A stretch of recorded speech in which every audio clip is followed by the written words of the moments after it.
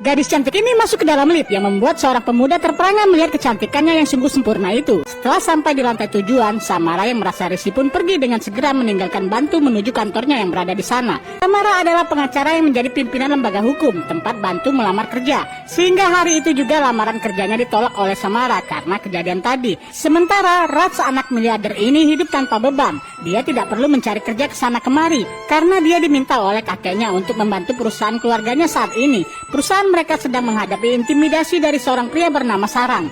Penyebabnya, Sarang menyalahgunakan pesawat kargo milik Gindal untuk mengekspor barang terlarang dengan berpura-pura menjual mainan. Sarang telah mengutus adiknya untuk mencabut larangan tersebut, ucap Aditya Gindal yang adalah kakeknya ini. Dia juga berkata kepada Raj bahwa ayahnya mengirim dia untuk menolak permintaan itu. Dan inilah tes pertama bagi Raj dari sang ayah untuk menunjukkan kapasitasnya. Setelah pembicaraan mereka, Raj pergi ke kantor dengan kurang percaya diri. Padahal ayahnya selalu standby mengajari apa yang harus dikatakan Raj melalui jarak jauh. Tapi sepertinya Raj tidak sama sekali berani menghadapi adik Sarang. Randip sangat kecewa dengan karakter anaknya itu. Sarang juga datang mencabut headset yang terpasang di telinga Raj.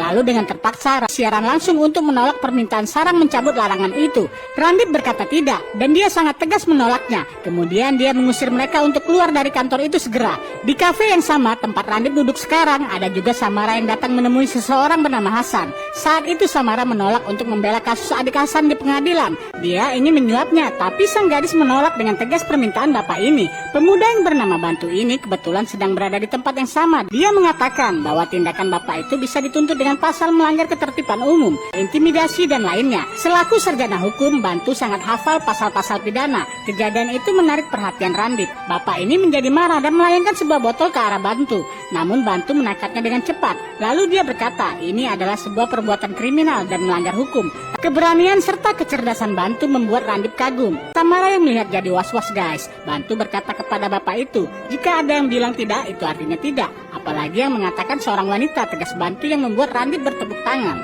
Bapak yang bernama Hasan ini dibuat malu. Kemudian akhirnya Bantu diterima kerja oleh Samara. Di saat Samara lari pagi, dia penasaran dengan kurikulum Pito Bantu yang menyebutkan bahwa dirinya tidak memiliki mimpi dan keinginan apapun dalam hidupnya. Samara tertawa mendengar cerita itu. Sepertinya Samara mulai menyukai Bantu dengan segala kekurangannya. Tapi tidak berserang lama, Samara justru diajak ayahnya pergi ke rumah keluarga Gindal sang miliarder untuk dijodohkan dengan Raj anaknya.